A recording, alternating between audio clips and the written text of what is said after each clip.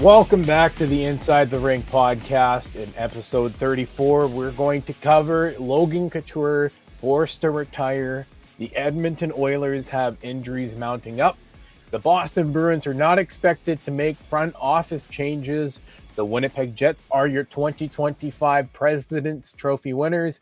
And Chris and I are going to be doing some playoff primer talk. And Chris, how are you doing this week? Listen, we got spring weather finally here in New England, so my mood is significantly through the roof tonight. Okay, well, I guess that's better than Manitoba, who got the fake-out snowstorm. So, yeah, we had a little coating on, Saturday morning I got up and there was some snow out there. So, have 70 degrees on the thermometer driving home in the car was fantastic. I mean, in the case of Manitoba, is we got the snow this morning and then it melted, but it was not pretty to look outside on April 14th, and there is snow hitting the ground. Yep. So it is what it is. The nice thing about it being mid-April is we're just so close to playoffs, and it's such a great time. There will be a lot of talk about prospects who might go to the 16 teams outside of the playoffs, which Chris and I will get into as the summer starts to develop. But in the meantime, we got a lot to get through with playoff talk and everything I mentioned. And I want to hear a word from our sponsor, DraftKings Sportsbook. DraftKings Sportsbook is Boston's hometown sportsbook. It's live right here in Massachusetts. Bet local on all your favorite sports from the comfort of your own home with DraftKings. To celebrate, all new customers will receive up to $150 in bonus bets when you sign up for DraftKings Sportsbook using code ITR. You can now bet local on money lines, spreads, props, and more with one of America's top-rated sportsbooks. That's DraftKings Sportsbook. Download the DraftKings Sportsbook app. Sign up with the code ITR to get up to $150 in bonus bets to use now that mobile sports betting is live in Massachusetts. That's code ITR only at DraftKings Sportsbook. If your loved one is experiencing problems with gambling, call 800-327-5050 or visit helplinema.org to speak with a trained specialist free and confidentially 24/7. Must be 21 plus, physically present in Mass. Eligibility restrictions apply, subject to regulatory licensing requirements. Eligibility and deposit restrictions apply. Opt-in required. Bonus issued as free bets. Terms at DraftKings.com/M. That is code ITR. And Chris, the San Jose Sharks, they won't have a captain as of tomorrow, Tuesday, as Logan Couture and the San Jose Sharks have called a media conference to announce his retirement. And it is a medical retirement, as he's been dealing with a condition that has caused inflammation in the pelvic region, which he was diagnosed with early in the 2023-24 season. He last played January 31st, 2024. I'm not even going to attempt to announce or pronounce this condition. I'm not a medical professional, nor do I know how to pronounce that thing without butchering it. But Logan Couture has been an absolute warrior for the San Jose Sharks. Nearly a point per game player in the playoffs. He spent his entire career in San Jose through the highs and the lows. And it shows, one, the loyalty that he has. He's played 933 games in the NHL, all with San Jose. 323 goals, 378 assists, 101 playoff points, and 116 playoff games. That's a guy who put his heart on his sleeve and drafted 9th overall in 2007. Chris, he's been absolutely incredible for the team, and it sucks to see a player like that go. The heart and soul of the San Jose Sharks. I mean, he's somebody who, realistically, you don't see it much anymore where somebody spends their whole career with one team. And, I would have loved to see him win the Cup when they made that run against, and they played the Penguins, 2015-16 season? That would have been, I was rooting for the Sharks that whole series, but I honestly, devastated for him. The injury stinks. Realistically, him being a Shark his whole life, I would imagine he sticks around the organization being retired and becomes a leader towards somebody like Celebrini and those young pieces they have, Will Smith. Realistically, I hope it's a step where he stays, like I said, in that locker room and talks to those guys, and that team can get better for the future and have a voice like him. I'm curious who's going to be the captain moving forward. Maybe they'd make the move to not even name one for a year, and out of respect for him. But you took the words out of my mouth with that one. Is maybe they don't name a captain, but with the team in the state that they're in, why not give it to a guy, Mark-Edward Vlasic? You got a lot of guys who you can realistically give it to. Maybe even they just make the jump, and a guy like Tyler Toffoli, who they signed in the offseason, they got a lot of good pieces on the team that they could name a captain. Or maybe they bet on the future, kind of like what the Colorado Avalanche did with Gabriel Landeskog when he was 19. Throwback to that for a guy who's playing now. But Macklin Celebrini, why not invest in your future? Why yeah, not say, hey, you are the future of this franchise. This is what they're betting on. And they took him first overall for a reason. We've seen it time and time again with other teams like Edmonton, Pittsburgh, naming guys like Crosby and McDavid, captains so young, and they grow with the team. They are the centerpiece of the franchise. Logan Couture was the centerpiece of the San Jose Sharks franchise. Like I said, through the highs and lows. And why not do the same for Macklin Celebrini to keep him around? I agree.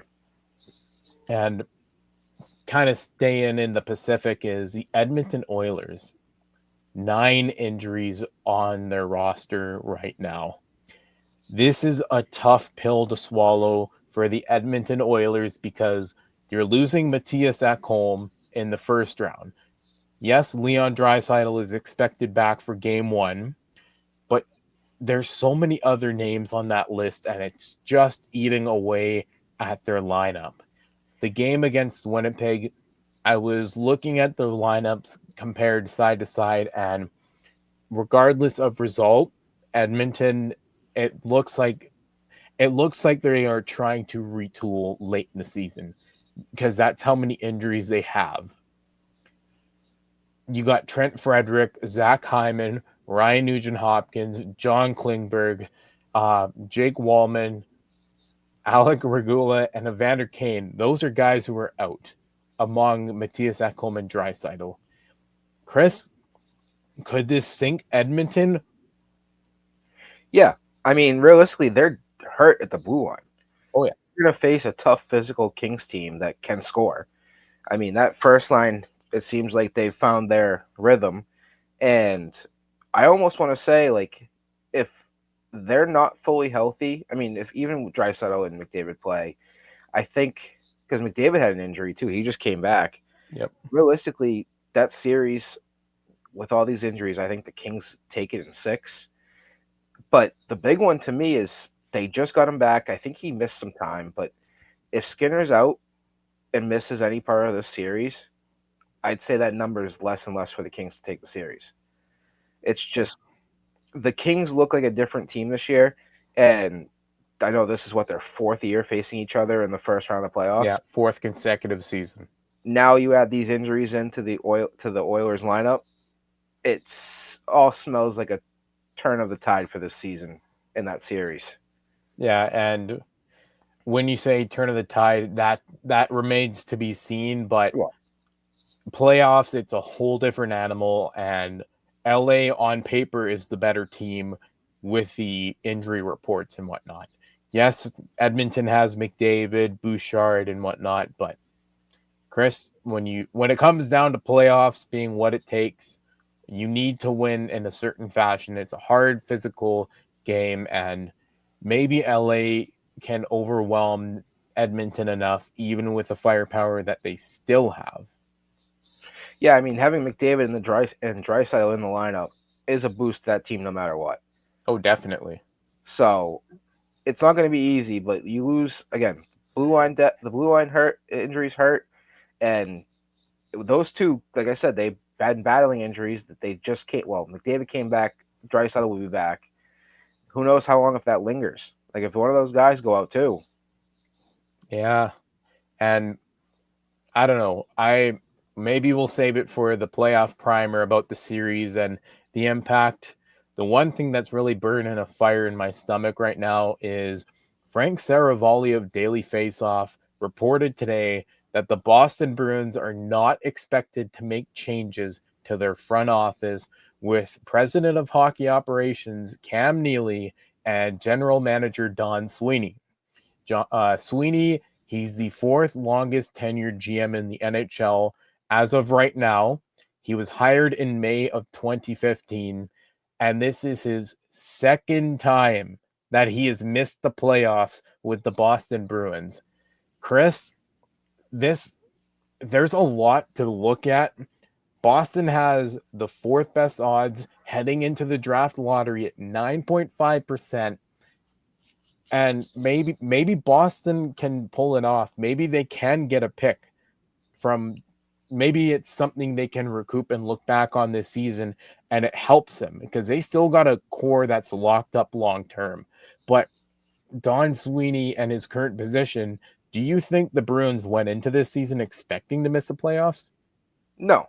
I mean, with the pieces they had, signing Lindholm and Zadorov and re-signing Swayman to that contract, they thought for sure they were making the playoffs. But this is surprising to me. And again, they're not locked into the 4. They could go lower, and then obviously the lottery could change things. But no, they are locked in. 9 points isn't going to change anything. So, but they could win the lottery too. They could have the top pick.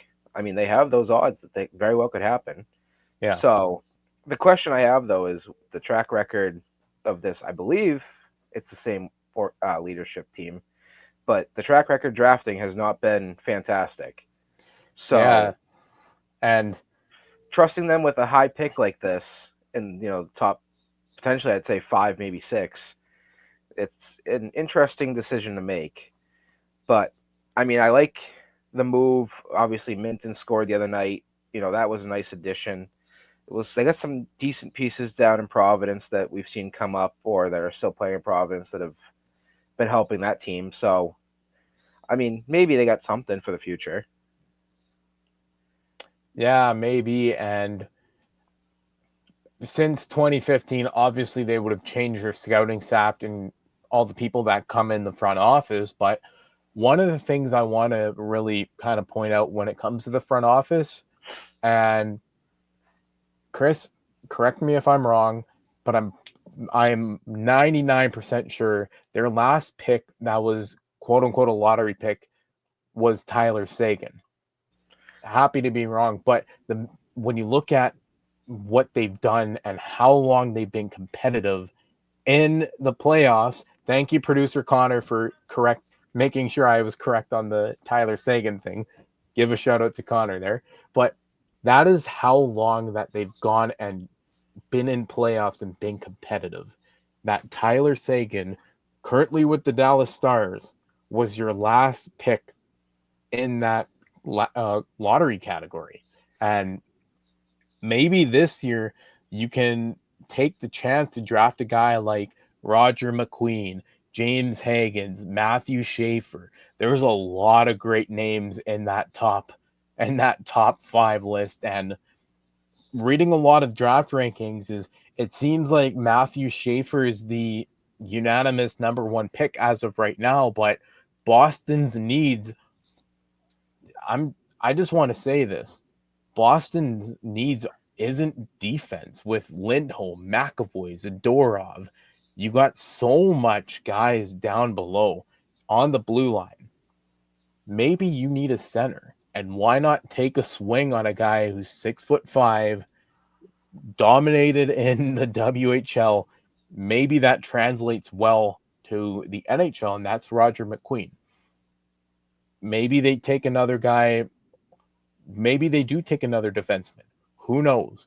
But that glaring need is down the middle, and why not take a big swing? Because the Bruins don't draft often in the draft lottery. And like I said, Tyler Seguin being your last guy there. And yeah, this pick has to hit. I mean, it has to hit. And why not even look at Michael Misa? Or Misa, however you say it. I've seen some tweets too out there of people really wanting Higgins just because the Boston College connection. Yeah. The one thing about, there's a lot when you look at Higgins, and Do you want a guy who gets knocked off the puck pretty easily? Not really. That's not going to fix, the Bruins mentality or, fix exactly what you need. You need a little toughness. And yeah, like I want to relate this to a current prospect in the Winnipeg Jets system, and we'll get to the Jets in a second, Chris. But Brad Lambert, he's being transitioned to a winger right now with the Manitoba Moose, and it's because being light, you get knocked off the puck pretty easily. He's probably 170, 180 pounds at the time of speaking, and there's nothing wrong with that. But when you cannot use your size, he's 6'3".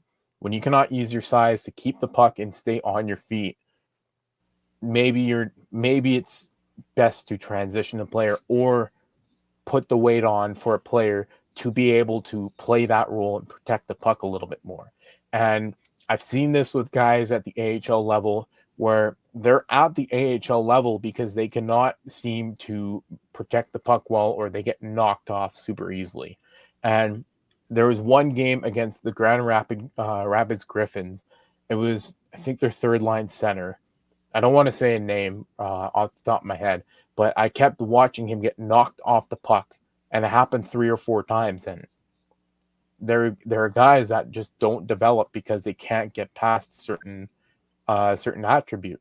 And Lambert, even if he's a third line center, projected to be top 6 player in the NHL, but even if he's a top 9, middle 6 player, that's still a great outcome from a first round pick when you think about it. Because how many picks do you get that turn into top 6 talent? Not many. Exactly. And Boston, like you said, they need to swing when it comes to this pick, even if it's 5, 6, or 7, wherever they land. My question, though, hold on, I'm trying to go back to what you had said. They're not expected to make changes right now.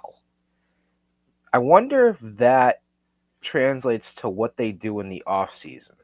If they don't go out and add a big name or something to address this, do they revisit it before the season? There's a lot of time between the end of April, which is the end of the NHL regular season, and the start of the NHL preseason, which is in late September. There's a lot of time for teams to figure that out, and who knows, maybe we'll be talking in episode 45, whenever that, or 45, 50, 55. Maybe we'll be talking about a front office change. And who knows? Maybe it'll be the Bruins, maybe it'll be a different team. But speaking of a team and going from the bottom of the NHL right now to the very top is the Winnipeg Jets, who have won the 2025 President's Trophy. Chris, this really made my season predictions look absolutely atrocious because, well, I didn't see Winnipeg even finishing first in their division, let alone in the NHL. It's a team I write about. So I was looking at their team on paper and I said, yeah, they got a good team, but the last 2 seasons finishing where they did in the first round and how quickly they exited, I thought it was going to be a mental thing for them. And they showed in the first 15 games with a 15-game winning streak that it wasn't a mental thing. And now here the Winnipeg Jets are in a position after the Washington Capitals lost back-to-back games against the Columbus Blue Jackets, where they have not only won the Central Division and the Western Conference, and now the President's Trophy, all for the first time in franchise history between the Winnipeg Jets 1.0 iteration and the 2.0 iteration. It's a mouthful, I know. I want to dive into a little bit of stuff. The first being that the President's Trophy winners, they have won the most in playoffs, which is the Stanley Cup, when it's compared to the 2 to 16 seeds with 8 wins. I don't want to say my hopes are up writing about the team, but I look at what the numbers say and all the odds. But Chris, you and I see this every single season. The playoffs, it's hard hitting and it's a different beast. So, yes, the numbers might say one thing, but the team has to play a certain way. Well, I mean, so realistically, you said like you came into the season, you were worried about them. They're led by potential Hart Trophy candidate, And I'll get to that in a Connor second. Hellebuck. But winning the President's Trophy, to me, as of late, the curse.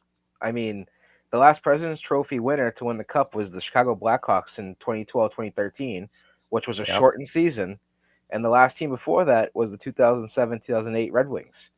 So, I mean, I call it the curse. I get nervous about that. And honestly, whoever, if they move on from the first round, and we'll get to that whole thing, but that's a whole gauntlet. I mean, that's, like you said, you worried about them from last year and the year before. The road this year is not easy. No, it's not easy for any team. Regardless of what people say it's easy and what isn't easy, is I always reiterate that playoffs, it is the hardest hitting game you will ever see. The physicality is a whole different dial breed. is turned to 11. And each series, they find a way to go from 11 to 12 to 13. You got to kick it into another gear.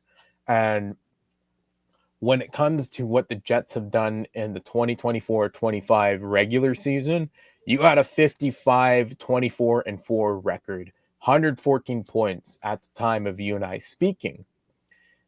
Is this a lot to do with their current goaltender, who is the leading favorite for the 2025 Vezina and Hart Trophy? The last goaltender to do that was Carey Price. That was 2014-15. And Carey Price being the second ever goaltender to do that, with Dominik Hasek being the other goaltender. Maybe Hellebuck joins a very exclusive club. But there's another exclusive club that he could be joining at the end of the season. And Chris, I don't know how much you follow goaltender stats, but the goaltender quadruple crown, it's the wins category, save percentage, goals against, and shutouts. Hellebuck leads wins with 46, save percentage with .924, goals against with 202, and shutouts with 8. He would be the first goaltender quadruple crown winner since Bob Fraze when he did it in 1986. 35, that's a lot, 30, almost 40 years when you think about it. I don't know why I said 35 there, but you have a goaltender putting up just incredible numbers. And Hellebuck at one point, he had a goals against under 2, which a goaltender has, since the 70s, I believe, has never won 45 games and posted a goals against under 2.0 since the 70s, when I think it was either Jacques Plante or another goaltender. And that's where there's so much coming out about what Hellebuck's doing right now that these stats are being thrown out. But the main one is that quadruple crown because of one. It's only been done twice leading up, and both goaltenders have gone on to either compete for the Stanley Cup or win the Stanley Cup. And now you come into this crossroad of stats, and people are looking at it and getting their hopes up. A lot of what I've seen and heard is Jets fans, commentators, and media saying hey, don't get your hopes up because there's a lot to prove in the 2025 playoffs. And Chris, I don't know about you. The playoffs, with them being around the corner, there's a lot of interesting matchups, and there are still 3 teams that have not clinched. Montreal could clinch tonight, which is looking very likely. But you got Minnesota and St. Louis in the Central Western Conference to not clinch as well. Chris, that first round matchup between Minnesota and Winnipeg, you already kind of hinted at it. That Minnesota blue line's thin. It's not looking great. But I was kind of poking at it that they got to get through round 1. And then the next challenge is whoever comes out of that bloodbath between Colorado and Dallas, because that's locked in now. The benefit is both of those teams in Colorado and Dallas are going to beat up on each other. So, I mean, that's the benefit of that. I mean, but then again, Winnipeg's got to face, another division opponent potentially. I mean, we can't close the door. Calgary's somehow staying alive. I thought they were done. I thought we could lock in the Blues, but now the Blues, after their hot stretch, could be the team out. It's turned into a roller coaster where last year we saw it on the last day with the Eastern Conference. We could be seeing it this year on the Western Conference. So, I mean, I believe the Flames play tonight. Nope, tomorrow night. I forget who they have. So they have 2 games left, and I think Vegas and the Kings are their last 2 games. So not easy games coming up. 2 teams in the playoffs that do they start to rest guys? Maybe. But I don't know. I mean, it's interesting what could happen this next couple of days. And I'm looking to see what the schedule is on Thursday. Nope. I was hoping for chaos like last year where we had the last day of the season was Capitals playing Philly, and the Red Wings had Montreal for the final playoff spot. But this year, it looks like the only Western Conference game is Kings Flames. So we'll have to see what happens with the Blues before Thursday. Or even the Wild, because the Wild aren't locked in either. But between Minnesota and St. Louis, I think Minnesota is going to be able to get it locked up before St. Louis does, because it scares me between that Vegas-Calgary series. If Calgary somehow gets into playoffs, they have all the momentum in their favor. Like, Vegas would be staring down the barrel of a red-hot team. No pun intended there. But they're staring down the barrel of that team that's coming in, and they got a point to prove. They got a bone to pick with 7 other teams in the West. Winnipeg, if you get to that conference final, I'm not very confident in a 7-game series between Winnipeg and Calgary, solely off of how Calgary has performed in the regular season against Winnipeg. So, Chris, if Calgary doesn't get in, and if it's by 1 point, I will say that overtime, was it overtime? No, overtime loss to the Ducks last Wednesday will be what hurt. Yeah, and you get to this point of teams, you can't really pinpoint where teams were eliminated, because it comes down until the game they were eliminated. I guess you can technically say that's where, we were eliminated, or they were eliminated, pardon me. But do you look at any point of the season, like, do you look at game 51 of the season and say, that's where San Jose was out because they didn't play great? Yeah, I mean, realistically, like a team like San Jose, you can look at that 9-game losing streak to start the season where you can say, well, we're kind of done now. Like, I mean, obviously there's a whole season left. You can go get hot like the Blues didn't make it, but you kind of look at it and see, like, I think they actually had multiple losing streaks of 8. It might have been less than that, but they did have multiple losing streaks throughout certain points of the season where you kind of, the second one, third one, you go, okay. I know, like, for me, the Red Wings were red hot, obviously, when they took on Todd McClellan, but that losing streak they had out west, the Ducks and the Sharks and the Kings, not firing Lalonde after that, to me, was like, what is this team doing? Like, is this a playoff team? The tides turned. I got more excited when McClellan took over and they went on that winning streak. But then they started going on a losing streak again. You went, yep, this is kind of it. And yeah, they hung around until the other day, but you kind of get that feeling at certain points of the season where a losing streak comes on and something happens and you're like, okay, like I said it the other day, trading for Peter a couple weeks ago, trading for Peter Mrazek. Cam Talbot has been red hot all season. Why did they go get a goalie? And why did all of a sudden he became the starting goalie for them for 4 or 5 straight games? You were doing just fine before that. So there's certain things I think where you can see the turning point. Yeah, and if you look even to the Eastern Conferences, there was a large race for the wild card, and Montreal likely to lock it up tonight. Are Knock they? on wood. Are they? Yeah, knock on wood, like I said. It's But 2-2 after 2. likely to lock it up tonight. That's all I'm going to say. But they're on home ice. I don't see why they wouldn't get it done on home ice with so much going behind them. Demidov's making his debut. We'll talk more about him as time kind of passes. He scored. He scored and has an assist. Yep. That's the other thing, though, is they were up 2-0. Yep. It's now 2-2. So, I mean, that's But why I said, are they? I mean, like the doors. hockey's a whole different sport. Is a game can change in the last minute, like we saw in Dallas against Vancouver. Vancouver scores 3 goals in 55 seconds, forces overtime, wins in overtime. That's ultimately what ruled Dallas out of winning the Central. Mm-hmm. It's like you got things like that. And now you look at, like I said, the Eastern Conference. Toronto, Ottawa's a lock. There's no way, unless some really crazy things happen, you got Toronto, Ottawa, and Tampa, Florida as 2 matchups that are going to absolutely just kill revenue. It's going to be amazing for the league. Can Ottawa pass Florida? Is there any way? No, Ottawa's locked into the first wildcard spot. Okay.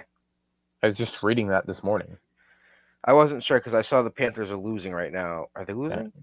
No, Ottawa's locked in that first wildcard spot. Yeah, they're up 3-2. And as far as I know, Tampa, Florida is the other locked-in series. Is from what the league has right now, or Tampa, Florida isn't locked in, but the one that could switch would be Tampa and Toronto, and then Toronto would face Florida, Tampa would face Ottawa. But that's if Toronto doesn't clinch the Atlantic and Tampa wins out. Whereas in the Central, you got Colorado, Dallas locked in, and then wild card Edmonton, LA's locked in. Minnesota, Winnipeg would be locked in if Minnesota would clinch at any point in the season. Yeah, and I know Devils, Hurricanes is locked in as well. Yeah. Oh, yeah. I forgot about them. Sorry. That series is gonna be a lot of fun. Oh yeah, there's a lot of good series to be watched, and I say this every year is I wish I could watch every single game for every single second. Yep. And like I said, like maybe when we do our brackets, our predictions, Chris, next week, maybe we're just going to be completely opposite. We might be. I really like. I'm looking at this right now, and you said locking it in tonight. Hockey is such an interesting game that the way this schedule lines up could have a little something for Columbus. Because Montreal, if they lose tonight, plays Carolina on Wednesday. Not, and I mean, nothing's ever an easy win, but like you see a team and you just go, they should win that game.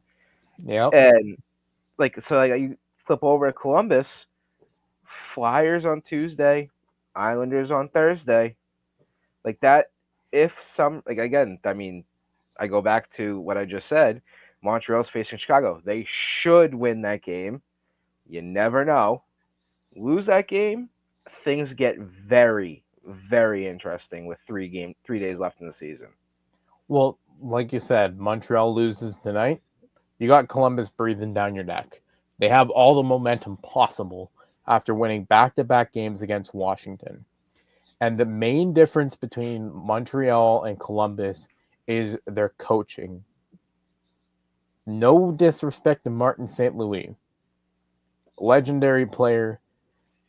He's nowhere near as intense as Dean Evison. You get a guy like Dean Evison in the locker room, and he's going to push that team until they cannot go anymore. If they make the playoffs, Columbus would be a team that I wouldn't sleep on. No, and I think the real question is with those 2 games left is what's Merzlikins' status?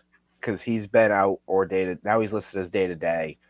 So Well, regardless of Lincoln's being out, you got Jet Greaves who came up finally. Yeah. There was a whole thing with Dean Evison is he was asked by a media member why Jet Greaves wasn't up, and he goes, "Go ask Don," referring to the GM why they haven't called up Jet Greaves. And if it shows you the mentality that Dean Evison has and what he's given to that team since he was hired, like, hey, that displays pretty much the majority of it. And do 31 other teams have a Dean Evison in their locker room? Probably not. It's like, yeah. I mean, it's, again, Greaves, but Merzlikins is the guy that's been there all season doing this for them. So, like, going into those last 2 games, you want your number one guy for this season that's gotten you to this point. And it's going to be, part of me hopes that Montreal loses tonight just so we get the chaos. oh God, here's the Valley curse. Yeah, now Montreal's going to win. Like, it's going to be like a 7-2 final Montreal. I mean, I said, what did I say last week? Detroit's still alive? And yeah, you said Detroit's still alive last week, but they held on until yesterday. I'll give you that. It was Saturday. Yeah, Saturday. When I don't know how the Maple Leafs somehow go to overtime in that game, but all you had to do was win in regulation. Yeah. All they needed to do. And 1-0, and well, they won in overtime. 1-0. Just fuck. one goal. And we'd still be talking about Detroit tonight. You know, like it's that was painful. That was painful.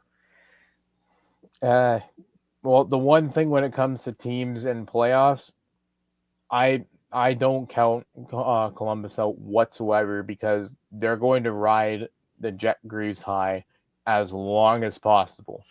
He was first star of the week for last week named today, and if he's the guy that gets you to the promised land, why not ride that? Chris, I've said this many times before. Goaltenders are voodoo. I will ride that saying until I die. And I think this is a case of we're seeing a voodoo goaltender. We saw it with Pittsburgh. One of the years they won the cup where they Matt Murray. Yep. And they sat. Oh God, why am I? Wasn't Fleury? Was it? They sat Fleury. Yeah, Fleury was sitting on the bench as a backup, and then Murray came in after a couple of bad games by Fleury. Murray goes one shutout, and they ride him until they win the cup 2 years in a row. Wasn't 1 year flipped? Not the same ride, but wasn't there a year where somebody came in for Murray? Was it Fleury? And they went deep again? No. Maybe I'm thinking of something else. No, Murray carried them in the 2017 run. The year that Murray came in out of nowhere was 2016 when they won the first year against San Jose. And then, like, I only really remember these series as my little brother, or younger brother, I should say, loves the Penguins, loved the whole series or the whole runs that they went on, and that's why I remember that stuff. And then another voodoo goaltender, if you want to say voodoo, quote unquote, look at Jordan Binnington in 2019. Started the season in the ECHL and came up. Now he's St. Louis's number one guy. So yeah. And that's another thing is I'm looking at teams. A lot of teams in playoffs have good goaltenders. The only team I'd really rule out of that is Edmonton. And no even more so. Skinner. Even more so. Skinner's been, like I said earlier, Skinner's been dealing with an injury. So it could be Picard. And I don't know how much I want to trust, Kelvin Picard in a 7-game series against the Kings. And then if they move on against Vegas. Nothing against Picard, but again, they're the team with the question mark goaltending wise and the injuries that I'm not sold fully on a deep run this year. Yeah, and I'm not sold on a lot of teams just from how they've been this year with their hot streaks and not hot streaks. But Chris, I can really see, and this might be a tease for next week, I can just really, really see a Western Conference final of LA Winnipeg. Oh, You are going to give me nightmares, sir. Both those teams are going home in the first round. You can, if you're a gambler, use DraftKings and put that bet in right now. Both Yeah, those when teams are people going lose money, they're going to blame you. home. Or I'm helping them. They're gonna take the opposite of me. If you listen weekly, you're gonna take the opposite of me. I might be helping you. Take the opposite of my bracket. Whatever pick I decide next week, take the exact opposite of the whole thing. You might be even good. though we'll be like 1-2 games in a playoffs. Yeah, but I mean, we could do it now. We could just sit there and say There's still 3 teams not to clinch. You could like- say slash. Like you cut. Well, I mean, the tough part's the Western Conference with the seeding, because the wild card teams could. I don't even want to say slash on that. Like, we'll come into it a couple games and we'll have a deadline between you and I, and we'll go from there. But there we go. Once it's locked in, we should have a message in the group chat. The yes, podcast group that's chat. exactly what we're gonna do. Yep. But Chris, this time next week, I'm gonna enjoy talking playoffs and reviewing a couple of games, but mainly looking at all 8 series and, like I said, reviewing games and talking more hockey. See how cursed I am after 2 games. Oh God, I know.